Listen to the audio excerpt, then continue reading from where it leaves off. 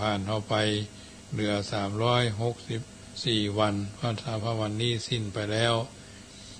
วันพุธก็จะเป็นเหลือ363วันนี่ก็ไปเป็นวันญาติโยมวันคืนล่วงไปบัดนี้เราทำอะไรอยู่อย่าไปปล่อยเวลาให้มันเลอะผ่านไปบ่ได้วันเวลาผ่านไปไวแท้ๆไปเฉยๆก็บ่ได้เพราะบางทีบางครั้งมันผ่านไปแล้วเราจะแยะหยังก็บ่ได้ก็ต้องทำดีเท่านั้นจะเป็นมงคลกับตัวตนเราท่านทั้งหลายทุกคนเกิดมาเป็นคนมาพบสิ่งที่ดีทำงานที่ดีละสิ่งที่มันบ่ดีเบื้องแรกนี้จะได้นำพาญาติโยมกราบพระไหว้พระเป็นลำดับไปเนิ่กราบ1กราบ2กราบ3กราบ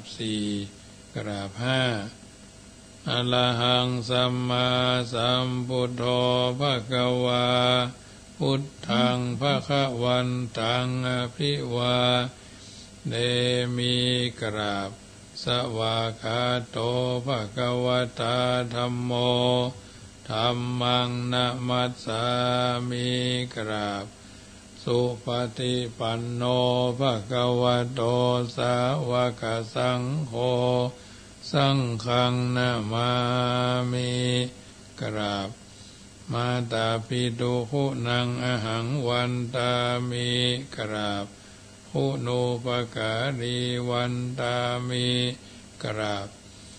พระพุทธกราบพระธรรมกราบพระสงฆ์กราบระลึกถึงคุณของคุณพ่อคุณแม่กราบระลึกถึงคุณของครูบาอาจารย์เป็นลำดับไปเน้อเบื้องแรกนี้จะได้นำพาญาติโยมบูชาไฟไหว้พระแล้วก็โยขันแก้ว5โกฏากเป็นลำดับไปเน้อโยสันนิสิโนวราโพธิมูเลมารังสเสนังมหันติงวิจโยสัมโพธิมากันจิงวะอนานตัญญโนโลกุตโมตังปันนามามิปุถังอตังคิโกอริยปโตจานานังโมฆะปเวสายาอุจุกามะโกอายังสันติกโรปนิยานิโกตังปันนามามิธัมมัง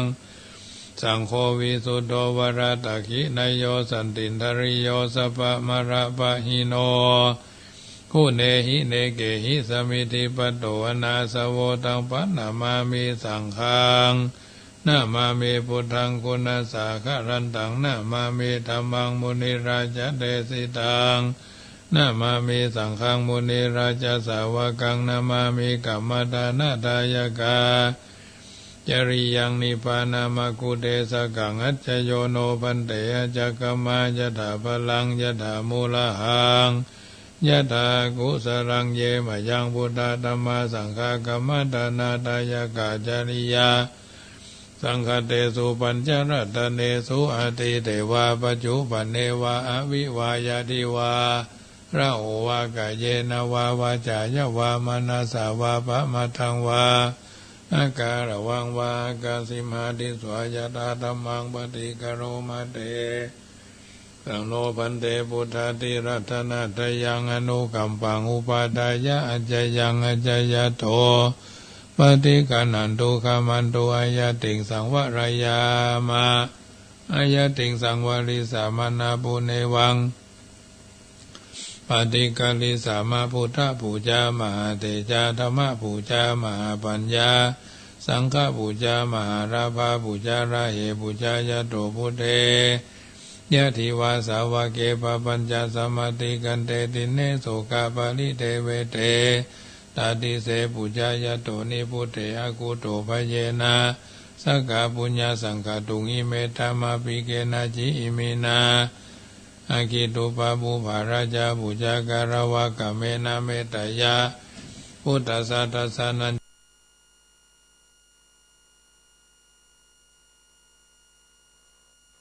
จารภามหาเสยวานุปัจจโตพุทโธเมตโยเทวปูจิโตสังสะเนสังสารันโตปิอปะเยนะคามามหาเสนิพพานปัจจโยทุโนนิจจังต่อไปก็ตั้งใจสวดพุทธคุณธรรมคุณสังฆคุณ วันนี้เริ่มต้นใหม่สวดธรรมจักรกับปวัตตนสูตรเนอะนะโมตัสสะภะคะวะโตอะระหะโตสัมมาสัมพุทธัสสะนะโมตัสสะภะคะวะโตอะระหะโตสัมมาสัมพุทธัสสะนะโมตัสสะภะคะวะโตอะระหะโตสัมมาสัมพุทธัสสะพุทธังสรณังกัจฉามิธัมมังสรณังกัจฉามิสังฆัง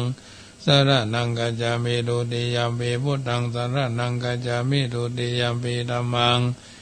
สรณังกัจฉามิทุติยัมปิสังฆังสรณังกัจฉามิตติยัมปิพุทธังสรณังกัจฉามิตติยัมปิธัมมังสรณังกัจฉามิตติยัมปิสังฆังสรณังกัจฉามิสรณะกัมมนังพุทโธสัพพัญโยตญาโนธัมโมโรกุตโรนาวาสังโฆมะขะปะระโตจายิเจตังรัตนะตยังเอตัสสะอนุภาเวนะสัพพะอันตรายโยวินาศสันตุโนอนุตตรังอภิสัมโพธิงสัมพุจิตวาตถาคโตปะธรรมังยังหะเทสิสีธรรมจักขังอนุตตรังสัมมาเดวะภวะเตนโตโรเกอปฏิวัติยังยถาคตาอุปวันตาปฏิปติจมัชฌิมาจตุสวาริยาสัจเจสุวิสุตังญาณทัสสนังเทสิตังธรรมราเชนะสัมมาสัมโพธิกิตานังนาเมนะวิสุตังสุตังธรรมจักขปวัตตนังไวยากรณาปะเทนะสังคีตันตังพระนามาเสเอวเมสุตังเอกังสมัยยังภควาปาราณสียังวิหารติอิสิปัตตเนมิคัตตาเยตระโขภควาปัญจวัคคีย์เยภิกขุอามันเตสีดเวเมภิกขเวอันตาปปะจิเตนะนาเสวิทัพพโยจะยังกาเมสุกามาสุขานิกานุโยโคหิโนขโมปุถุจานิโกอนาริโยอนาตสนิโตโยจะยังอัตตกิรามัทานุโยโคทุโขอนาริโยอนาตสนิโตเอเตเตภิกขเวอุปวันเตอนุภคมะมัจจิมาปฏิปทาตถาคเตนะอภิสัมพุทธาจักขุการณิยานาการณิอุปสมายะอภิญญายะสัมโพธายานิพานายาสังวัตติกัตตมาจะสาภิกขเวมัชฌิมาปฏิปทาตถาคเตนะอภิสัมพุทธาจักขุการณิยานาการณิอุปสมายะอภิญญายะสัมโพธายานิพานายาสังวัตติอายะเมวะอนิโยอาตังกิโกมะโคสยะทิตังสัมมาทิฏฐิสัมมาสังกัปโปสัมมาวาจาสัมมากัมมันโตสัมมาอาชีโวสัมมาวายโมสัมมาสติสัมมาสมาธิอะยังโฆสาภิกขเวมัชฌิมาปฏิปทาตถาคเตนะอภิสัมพุทธาจักขุการณิยานาการณิอุปสมายาปิญญายาสัมโพธายานิพพานายาสังวัตติตังโขปนาภิกขเวทุกขังอริยสัจจังจติปิทุกขาจาราปิทุกขามรณัมปิทุกขังโสกปาลิเทวะทุกขโทมนัสสุปายาสาปิทุกขาปิเยหิสัมปโยโคทุกโขปิเยหิวิปโยโคทุกโขยัมปิชานาราปฏิตัมปิทุกขังสังคิเตนะปัจจุปทานาขันธาทุกขาอิตังโกปนาภิกขเวทุกขสมุทัยโยอริยสัจจังยายังตนาปุโนภาวิกานันทิราคาสหกตตรัตตราวินันติเนตายะติตังกามตนาภวตนาวิภวตนาอิตังโกปนาภิกขเวทุกขานิโรธอริยสัจจังโยทัสสะเยวตนายะระเสสาวิราคะนิโรโคจโคปตินิสโคมุตยานารโยอิตังโกปนาภิกขเวทุกขาสานิโรทุกขานิโรธคามินีปฏิปทาอริยสัจจังยเมวะอริโยอัตตังคิโกมะโคสยะติตังสัมมาทิฏฐิสัมมาสังกัปโปสัมมาวาจาสัมมากัมมันโตสัมมาอาชีโวสัมมาวายโมสัมมาสติสัมมาสมาธิอิทังทุกขังอริยสัจจันติเมอภิกขเวมุเพอนานุสุติสุธัมเมสุจักขุงอุทปาทิญาณังอุทปาทิปัญญาอุทปาทิวิจาอุทปาทิอโลโกอุทปาทิตังโคปานิตังทุกขังอริยสัจจังปริญญายันติเมอภิกขเวมุเพอ อนันุสุเตสุธัมเมสุจักขุงอุทาปาทิญาณังอุทาปาทิปัญญาอุทาปาทิวิชาอุทาปาทิอโรโกอุทาปาทิตังโขปานิตังทุกขังอริยสัจจังปริญญาตันติเมภิกขเวบุเพอนันุสุเตสุธัมเมสุจักขุงอุทาปาทิญาณังอุทาปาทิปัญญาอุทาปาทิวิชาอุทาปาทิอโรโกอุทาปาทิอิทังทุกขสมุทัยโยอริยสัจจันติเมภิกขเวบุเพอนันุสุเตสุธัมเมสุจักขุงอุทาปาทิญาณังอุทาปาทิปัญญาอุทาปาทิวิชาอุทาปาทิอโรโกอุทาปาทิตังโขปานิตังทุกขสมุทัยโยอริยสัจจังปะหันตปันติเมอภิกขเวบุเพอนันุสุเตสุธัมเมสุจักขุงอุทาปาทิญาณังอุทาปาทิปัญญาอุทาปาทิวิชาอุทาปาทิอโลโกอุทาปาทิตังโขปานิตังทุกขสมุทัยโยอริยสัจจังปะหินันติเมภิกขเวบุเพอนันุสุเตสุธัมเมสุจักขุงอุทาปาทิญาณังอุทาปาทิปัญญาอุทาปาทิวิชาอุทาปาทิอโรโกอุทาปาทิอิทังทุกขานิโรธอริยสัจจังภาเวทัพอริยสัจจันติเมภิกขเวบุเพอนันุสุเตสุธัมเมสุจักขุงอุทาปาทิญาณังอุทาปาทิปัญญาอุทาปาทิวิชาอุทาปาทิอโรโกอุทาปาทิตังโขปานิตังทุกขานิโรธอริยสัจจังสัจจิกาตปันติเมภิกขเวบุเพอนันุสุเตสุธัมเมสุจักขุงอุทาปาทิญาณังอุทาปาทิปัญญาอุทาปาทิวิชาอุทาปาทิอโรโกอุทาปาทิตังโขปานิตังทุกขานิโรธอริยสัจจังสัจจิกาตันติเมภิกขเวบุเพอนันุสุเตสุธัมเมสุจักขุงอุทาปาทิญาณังอุทาปาทิปัญญาอุทาปาทิวิชาอุทาปาทิอโลโกอุทาปาทิติตังทุกขานิโรธคามินีปฏิปทาอริยสัจจันติเมภิกขเวบุเพอนันุสุเตสุธัมเมสุจักขุงอุทาปาทิญาณังอุทาปาทิปัญญาอุทาปาทิวิชาอุทาปาทิอโรโกอุทาปาทิตังโขปานิตังทุกขานิโรธคามินีปฏิปทาอริยสัจจังภาเวทัพพันติเมอภิกขเวบุเพอนานุสุเตสุธัมเมสุจักขุงอุทาปาทิญาณังอุทาปาทิปัญญาอุทาปาทิวิชาอุทาปาทิอโลโกอุทาปาทิตังโขปานิตังทุกขานิโรธคามินีปฏิปทาอริยสัจจังภาวิตันติเมอภิกขเวบุเพอนันุสุเตสุธัมเมสุจักขุงอุทาปาทิญาณังอุทาปาทิปัญญาอุทาปาทิวิชาอุทาปาทิอโรโกอุทาปาทิยาวะกิวันจเมภิกขเวอิเมสุจตุสุอริยาสาเจสุเอวันติปริวัตังนวาดสากลังยะถาภูตังญาณทัสสนังนาสุวิสุทังอโหสิเนวัฏวาหังภิกขเวสะเทวะเกโลเกสะมาลาเกสะภมะเกสัสสมานะพระมณียาปัจจายะสะเทวมนุสายะอนุตตรังสัมมาสัมโพธิงอภิสัมพุทโธปัญจัญญสิงยโตจะโขเมภิกขเวอิเมสุจตุสุอริยสัจเจสุเอวันติปริวัตตังนวาดสากลังยะถาภูตังญาณทัสสนังสุวิสุทังอโหสิอัตหังภิกขเวสะเทวะเกโลเกสะมาลาเกสะภมะเกสัสสมานะพระมณียาปัจจายะสะเทวมนุสายะอนุตตรังสัมมาสัมโพธิงอภิสัมพุทโธปัญจัญญสิงญาณัญญปนะเมทัสสนังอุทปาทิอากุปะเมวิมุตติอายะมันติมาจตินาติปุณภโวติอิทัมโวจะภะคะวะอัฏฐมนาปัญจวัคคียาภิกขุภะคะวะโตภาสิทังอภินันทุงอิมัสสมิงจาปนะวายาการณัสสมิงพัญญมะเนอายัสสมาโตโกณัญญสาวิราชัง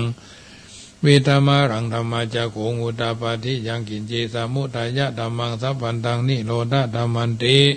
ปวัตติเตจะภะคะวะตาธรรมจักเขภูมาเทวาสัตตมนุสเวสุงเอตัมภะคะวะตาภรณะสิยังอิสิปัตตเนมิคัตตะเยอนุตตรังธรรมจักขังปวัตติตังอปฏิวัติยังสามเณรวาพระมเณรวาเทเวนวามาเลนวาอ ระมุนาวาเกนะจิวาโลกัสสมินติอุมานังเดวานังสัตตังตุตวาจาตุมหาราชิกาเดวาสัทธมนุสเวสุจตุมหาราชิกานังเดวานังสัตตังตุตวาตาวติงสาเดวาสัทธมนุสเวสุงตาวติงสานังเดวานังสัตตังสุตวายามาเดวาสัตตมนุสเวสุงยามานังเดวานังสัตตังตุตวาดุสิตาเดวาสัตตมนุสเวสุงตุสิตานังเดวานัง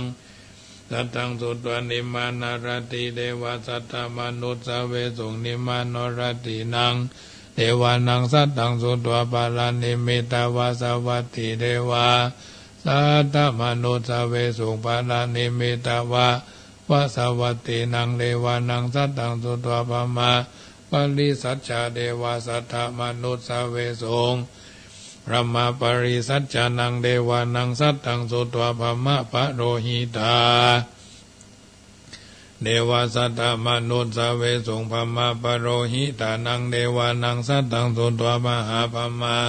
เดวาสัตตมนุสเวสุงมหาภมานังเดวานังสัตตังสุตวาปาลิตาบาเดวาสัตตมนุสเวสุงปาลิตาบานังเดวานังสัตตังสุตวาอัปปมานาบาเดวาสัตตมนุสเวสุงอัปปมานาบานังเดวานังสัตตังสุตวาอาภัสสราเดวาสัตตมนุสเวสุงอาภัสสรานังเดวานังสัตตังสุตวาอภริตาสุภาเดวาสัตตมนุสสาเวสุงเอตัมภะ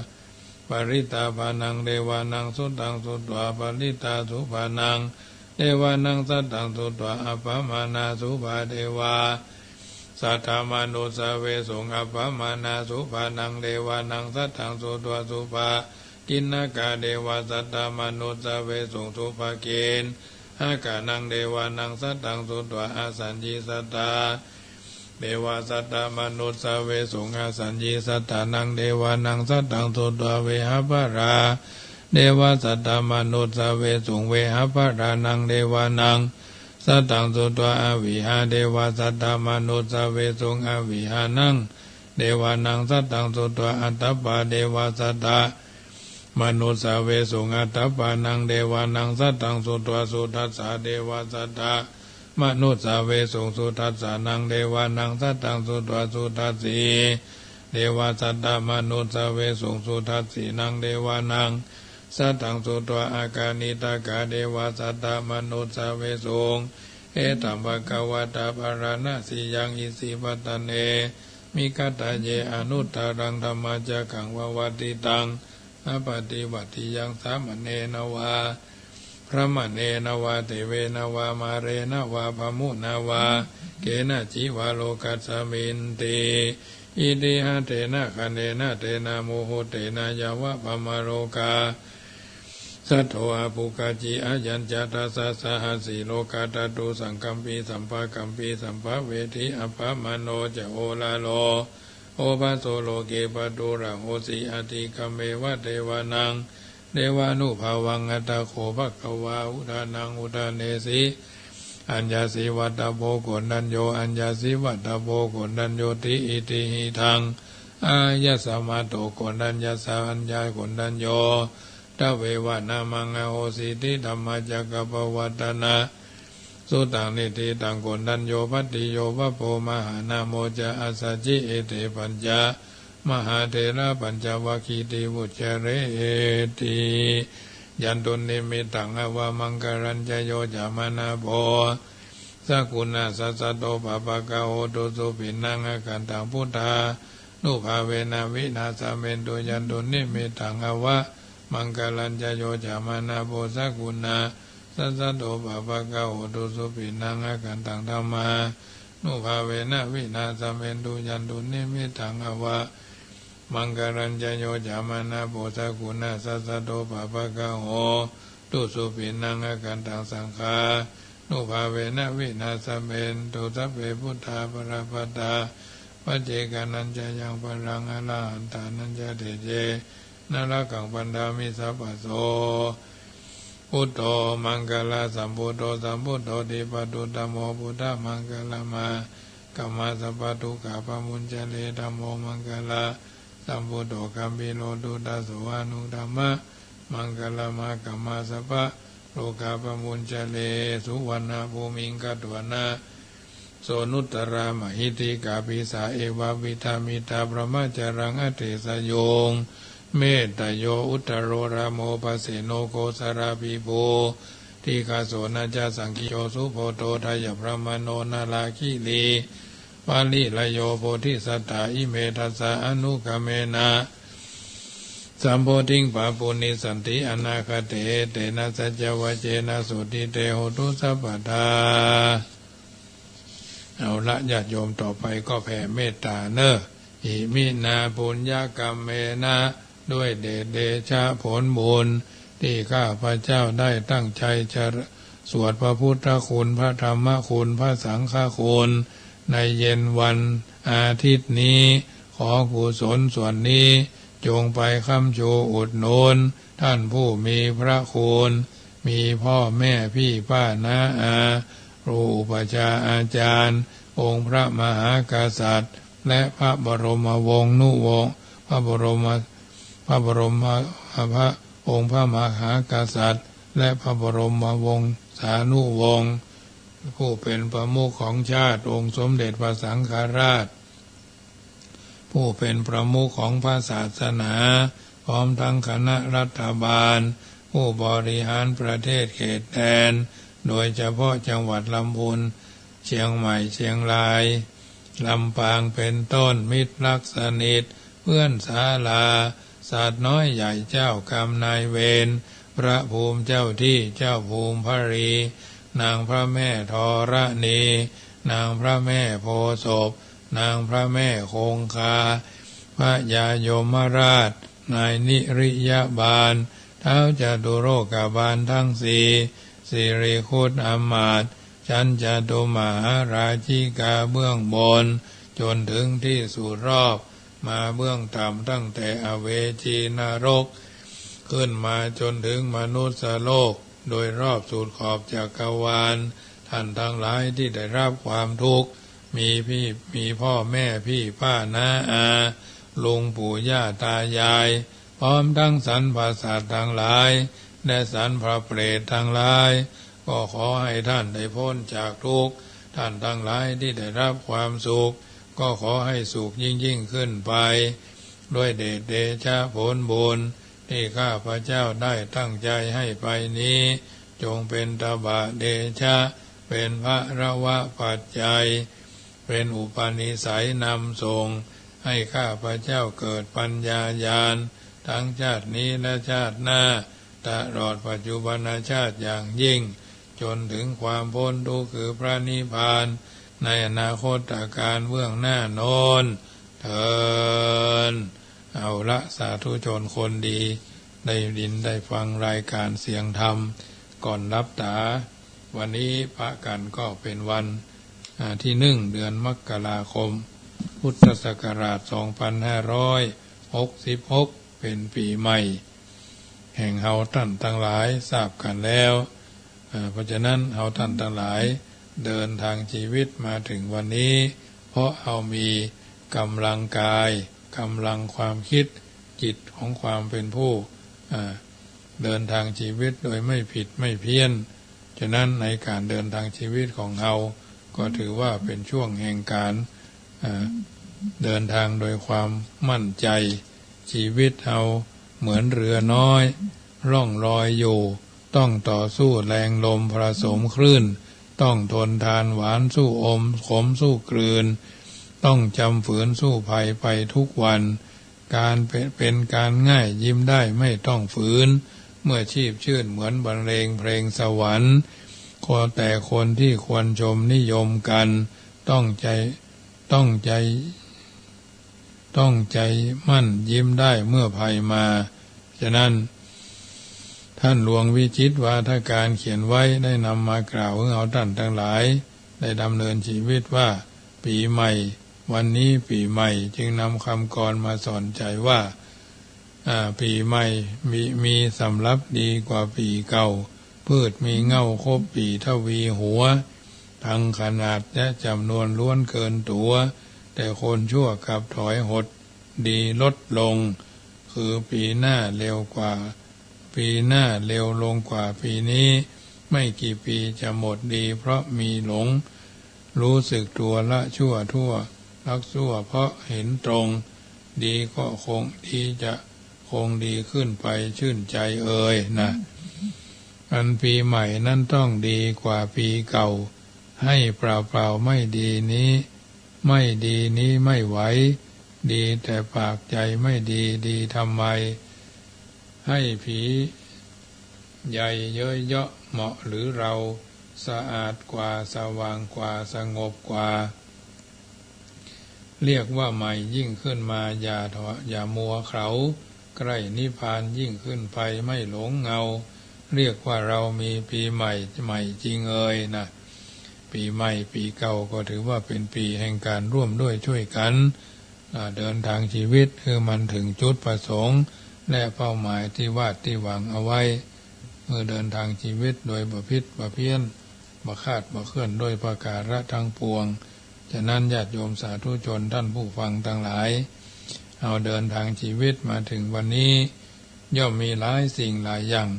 ที่จะทำให้เราท่านทั้งหลายมีผ่านฟันฝ่าอุปสรรคขวากหนามด้วยประการทั้งปวงอันใดที่มันนักหนาสาหัสนักหนาสากันเอาก็พยายามลดละเลิกไปตามจังหวะและเวลาฉะนั้นเมื่อเราเดินทางชีวิตมาถึงวันนี้ก็พยายามเดินทางประคับประคองกันไปถูกต้องท่องแท้ไม่เดือดร้อนตนเองไม่เดือดร้อนตนเองไม่เดือดร้อนหมู่คณะเอาก็เดินทางชีวิตของเราไปจนถึงวัตถุประสงค์และเป้าหมายในที่สุดได้ท่านผู้รู้กล่าวเอาไว้หลายเรื่องหลายตอนหลายครั้งหลายคราวก็จะนำมาอุเอิญเจริญพรกับบรรดาญาติโยมที่อยู่ในสังคมแห่งการอยู่ร่วมอยู่สังคมแห่งการอยู่ร่วมบางทีบางครั้งเอาอยู่ในสังคมก็จำเป็นจะต้องเข้าใจในหลักเกณฑ์หลักการหลักแหล่งหลักธรรมเป็นลำดับอยู่แล้วเป็นว่าปีใหม่คนหลายเลยบ่ได้พักกิจการเหนื่อยใต้ก็มีเปลี่ยนนิสัยปีใหม่วันนี้ที่เคยจู้จี้ขี้จมบ่หายลูกมาเมื่อเจ้าเต้าหอดถึงขวายหลังกินข้าวงายจมหั่นจมนี่จมลูกจมหลานว่าอันว่าอีว่าให้ว่าดีสะปะปีใหม่แล้วหนอขอให้ได้ลดได้เลิกได้ละสวะขว้างเสี่ยงเนินนายจะปาพี่น้องเพื่อนพ้องสหายลูกเต้าหญิงใจไผบ่มายื้อคนเท่าหัวแข็งรุนแรงต้านดื้อเขาตึงจะละเขาตึงจ้างลือว่าให้แปลงใจนิ่มอย่าเอียงขวาซ้ายเรื่องแปดป้ายบ่ดีนิสัยเก้าย่างเข้าสู่ปีเลิกจมเสียทีจักดีบ่น้อยจักดีบ่น้อยอันนี้ถือว่าอยู่ในสังคมแห่งการอยู่ร่วมต้องปรับต้องปรับต้องปรุงต้องเปลี่ยนต้องแปลงให้มันดีลุเข้าดีถีปีใหม่66หลายคนวิตกกังวลทั้งหลายปีเมาปีนี้มันมีความหมายจะโรคหายบรรลัยผ่อนคลายบ่น้อยกระต่ายปีทองธาตุไม้กิ่งห้อยได้ตั้งใจรอคอยเอาไว้หวังมีเข้าของเงินทองจ่ายใจได้กินได้ย่องพองาม65 ปีแล้วก้าแก้ววิตหวามเสาะหางมสวามซ้ำมาอยากใบสิ่งที่คิดหวังนั้นยังบ่ได้สมดังใจปองดังคิดทำมาค้าขายกำไรน้อยนิดเงินวิตขาดสิ้นตีนมือคิดหวังเอาไว้จักได้ยุบถือตามคำร่ำรือสุดมืออาจเอื้อมจกจ่ายเงินตรากระเป๋าบอดปอเลื่อมเขี่ยมเงินทองมาเตื่อมตุ้มลงทุนค้าขายได้ผลบ่คุ้ม มอกพอได้กุ้มเป็นตื่นลงทุนเป็นเก้าต้องเฝ้าทนฝืนเกือบล้มตึงยืนมึนหัวมืดเกล้าหกคงหายคลายความโศกเศร้ามือได้บรรเทายากทุกข์ล้มพินล้มหงายต้องได้รีบลุกปลุกใจขึ้นสู้แห่มกรรมคิดว่าปีนี้คงหมดเวรกรรมอยู่ดีกินลำได้กำเงินก้อนเป็นปีหวานได้ผ่านได้ม้อนได้กินมอนแดงอิ่มต้องรอวันสุขีมีพี่มีน้องได้นุ่งได้ย่องกินลำปีหกนี้ได้มดเสี่ยงกรรมศีลธรรมกำจูโลกล่าเลิกเบียดเบียนกันแตงฟันบั่นฆ่าสามัคคีธรรมนำสุขม่วนงันไข้หัวอู้หนัวสนุกคลายทุกโศกเศร้าอาวรณ์ได้ทราบซึ้งเข้าถึงคำสอนฝากคำอวยพรเป็นกรข้าวซ้อยได้สุขใจถึงใหญ่ถึงน้อยเจริญตามรอยธรรมะกิเลสโง่เขลาเอาชนะจิตใจผ่องแผ้วใสงามตั้งดีเปิดไว้ได้ไต่ตามทุกผู้ทุกนามขอทำปกป้องและนายญาติโยมท่านผู้ฟังทั้งหลายวันนี้เราเริ่มต้นแห่งการทำความดีเริ่มตั้งแต่วันนี้ทำดีอย่าท้อแท้ทำดีอย่าท้อถอยเดินทางข้างหน้าฟันฝ่าอุปสรรคขวากหนามไปตามลำดับหลายเรื่องที่เราจะต้องใช้ความอดทนใช้ความอุตสาหะวิริยะบากบั่นเดินทางไปถึงจุดประสงค์ที่เราวาดหวังเอาไว้ก็ขอเดินทางไปตามที่เราวาดเอาหวังเอาไว้จะได้เดินทางอย่างมั่นคงแน่วแน่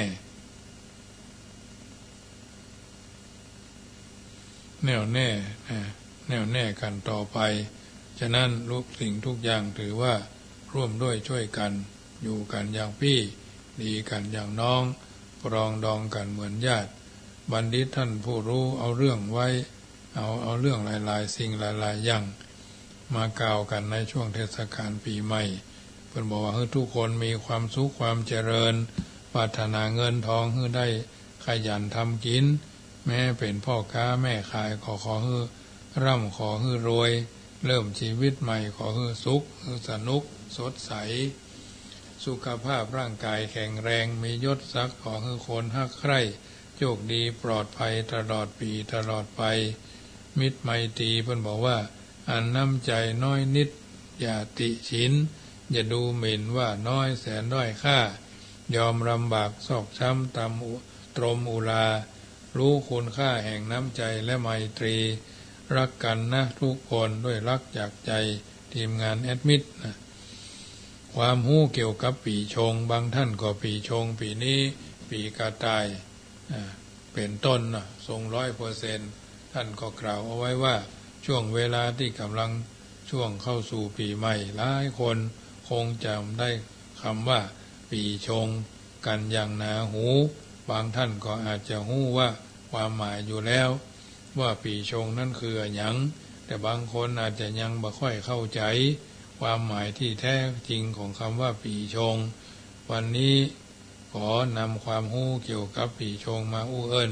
เจริญพรฝากญาติโยมว่าเรื่องของปีชงเป็นเรื่องของคนจีนที่เข้าใจสัจธรรมของชีวิต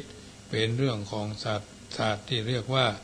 โป้ยหยี่สี่เกียวโป้ยหยี่สี่เถียวเนาะของชนชาวจีนมาหลายพันปีแล้วมีก่อนพุทธศาสนาจะเกิดขึ้นโดยคำว่าชงไม่ได้แปลว่าร้ายเสมอไปแต่หมายถึงการเปลี่ยนแปลงใหญ่ๆซึ่งบางครั้งต้องชงก็เป็นบางครั้งการชงก็เป็นการนำสิ่งที่ไม่ดีออกไปทำให้การเปลี่ยนแปลงชีวิตของคนคนนั้นเป็นไปในทางที่ดีขึ้นเป็น2 เต้าถ้าอยากจะทราบว่าดีหรือบ่ดีอันยังก็ต้องคำนวณรายละเอียดในดวงจีนและคนออกในดวงจีนแต่ละคนออกมา แต่คนส่วนใหญ่มักจะหู้จักแต่ชงในเรื่องแบบบดีหรือทราบแต่เพียงว่าจะเป็นการเปลี่ยนแปลงไปในทางที่ร้ายเช่นปีชงระวังจะเกิดอุบัติเหตุจะเสียเลือดเนื้อจะเจ็บป่วยรุนแรง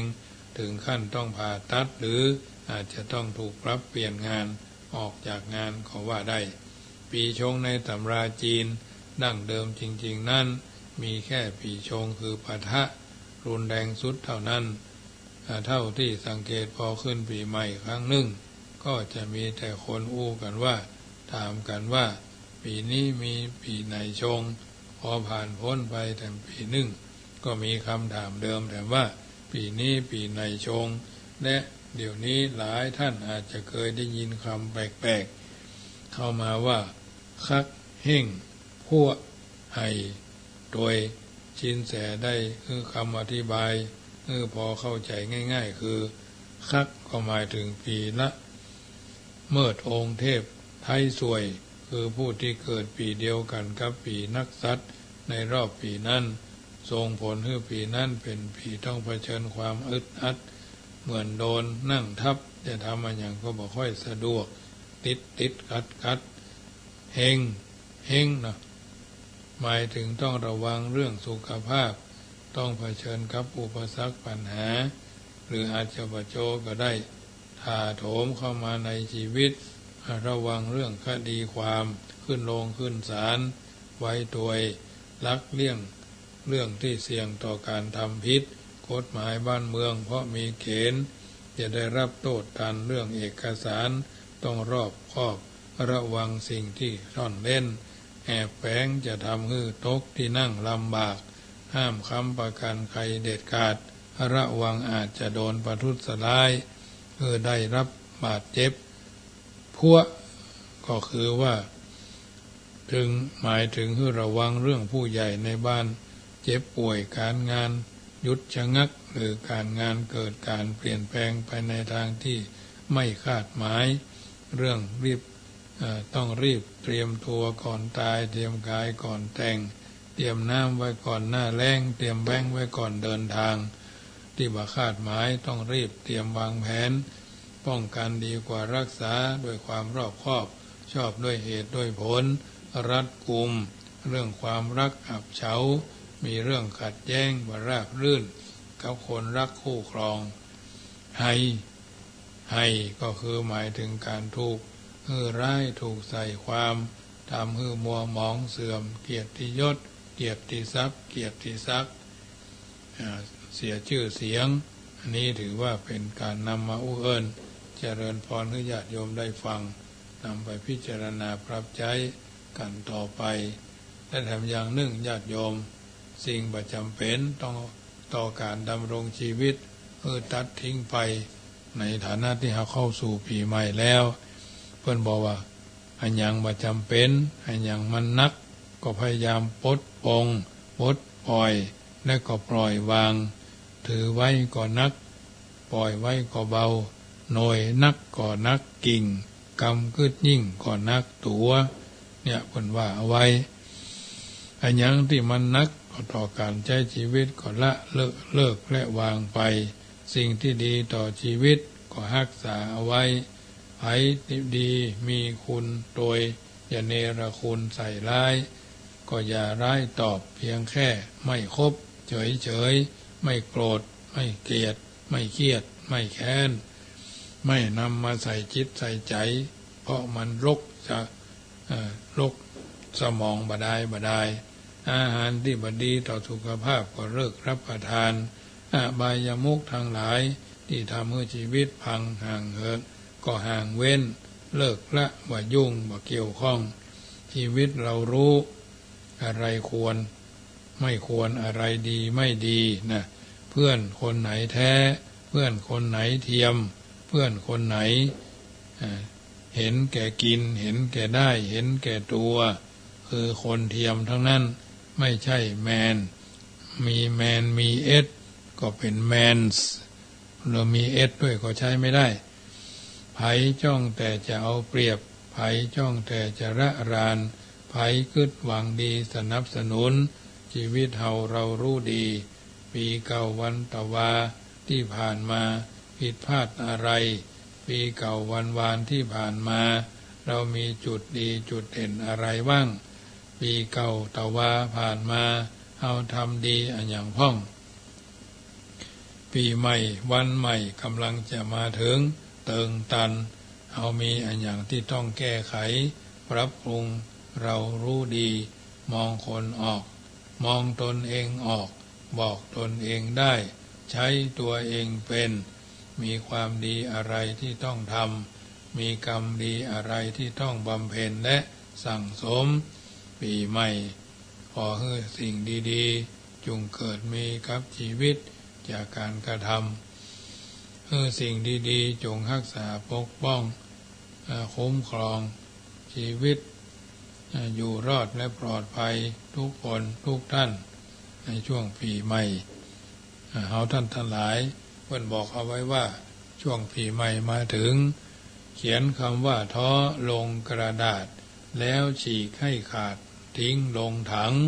เขียนคำว่าเศร้าเหงาใจจังแล้วเผาให้พังทั้งวลีเขียนคำว่าสู้ไว้ข้างฝาเพื่อเตรียมใจว่าอย่าถอยหนีเขียนคำว่าอดทนนะคนดีติดไว้ที่ตรงที่หน้าประตูเขียนคำว่ากล้าที่หน้าต่างเขียนเข้าว่ายังมีทางไว้ข้างตู้เขียนคำว่าเก็บประสบการณ์มาเป็นครูแล้วคิดไว้ให้รู้ที่หัวนอนเขียนคำว่าจงฝันอย่าหวั่นไหวดูอะไรให้เห็นเป็นครูสอนชีวิตเป็นแค่โรงละครทุกฉากทุกตอนมันกำลังสอนตัวเราบ่เท่าแต่นั้นญาติโยมเนื่องในเทศกาลท่านเลิงสุกปีใหม่นี้ความดีเฮาก็รีบทำความชั่วเฮาก็รีบละความบ่ดีบ่งามเฮาก็ปลดปล่อยความดีหมายถึงดีด้วยศีลดีด้วยธรรมบ่ใช่ดีด้วยลาภยศสรรเสริญเจริญพรสรรเสริญแต่ขาดศีลไร้ธรรมความดีนั้นเราต้องทำอยู่เสมอเป็นที่อยู่ของจิตมีอารมณ์ของสีจิตที่เป็นเรื่องของมรรคเป็นเรื่องของมรรคหนทางหรือทางดำเนินชีวิตไปของจิตใจมันจึงจะหันผลของความดีปัจจัยเวลาใกล้จะตายนิมนต์ทุเจ้ามาเทศน์ธรรมลัยโพธิโลกนิพพานสูตรกรรมวิบากมหาวิบากมหามูลนิพพานสูตรคือไปบอกพุทโธหรือตายไปแล้วไปหับศีลเช่นนี้เป็นการกระทำที่ผิดทั้งหมดเหตุว่าคนจะเจ็บจิตมัวติดอยู่กับเวทนาเจ็บแข้งเจ็บขาเจ็บเนื้อเจ็บตัวเป็นมะเร็งเป็นอันนั้นอันนี้หายใจคอกฟี่จะตายวันตายพูกแล้วซออาตุอาภะอย่างเพิ่นว่านั่นน่ะยามมีกินขว้างเบ้อขว้างบะยามล้มหายตายละซออาภะอาตุเนี่ยยามมีจึงบอกเข้าวัดเข้าวาใกล้จะวายชนหรือตายซออาภะอาตุเนี่ยเป็นระยะมันถึงเป็นแบบนี้แท้ๆเป็นส่วนใหม่เช่นนี้เป็นการกระทำที่ผิดทั้งหมดเห็นว่าคนเจ็บมัวแต่นับไปเอาจิตไปฟักไว้ใจเวทนาจะไหนจะมาสนใจใจดีกับศีลเว้นไว้แต่ผู้ที่รักษาศีลมาเป็นปกติเท่านั้นจึงจะระลึกได้แสงจันทร์ไม่เย็นเท่าศีลเพราะแสงจันทร์ได้แต่เย็นตาแต่ศีลเย็นสงบเข้าไปในดวงจิตดวงใจเนาะเราจึงต้องรักษาให้มันดีศีลก็คือการนำความผิดความชั่วออกจากกายวาจาของเรานี่แหละศีลสมาธิปัญญาคือมรรคแห่งความบริสุทธิ์ใจและในเทศกาลปีใหม่นี้ก็พยายามจะได้มอบอริยทรัพย์ให้ญาติโยมนำไปปรับใช้เดินทางชีวิตว่า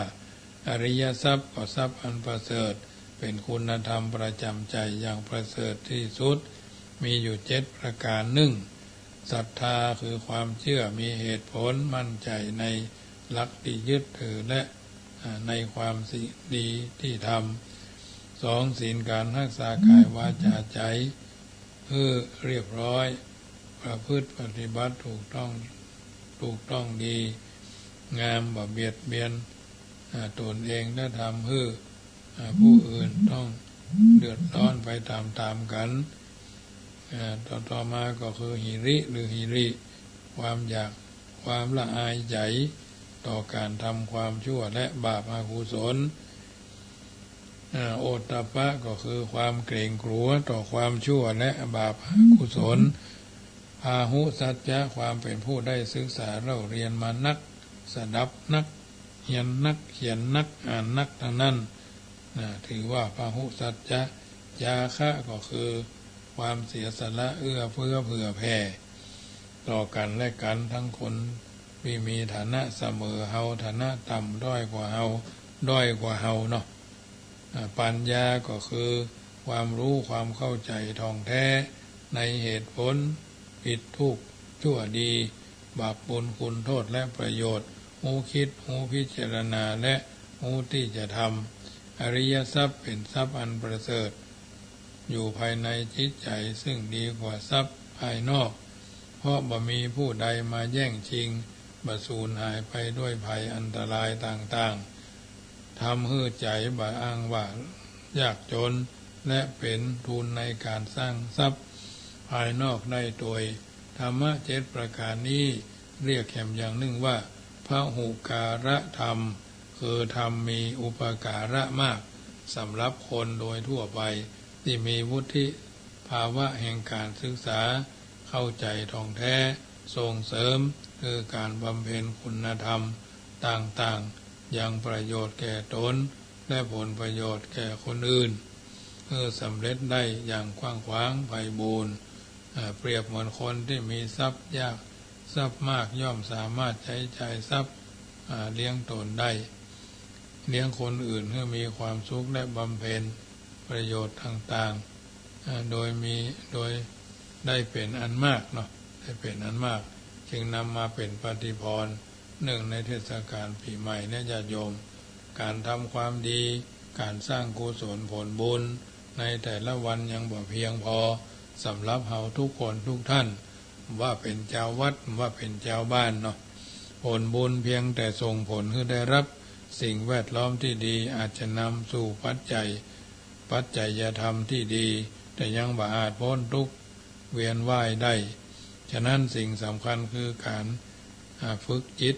ยกระดับจิตของตนเองในแต่ละวันนอกจากการรักษา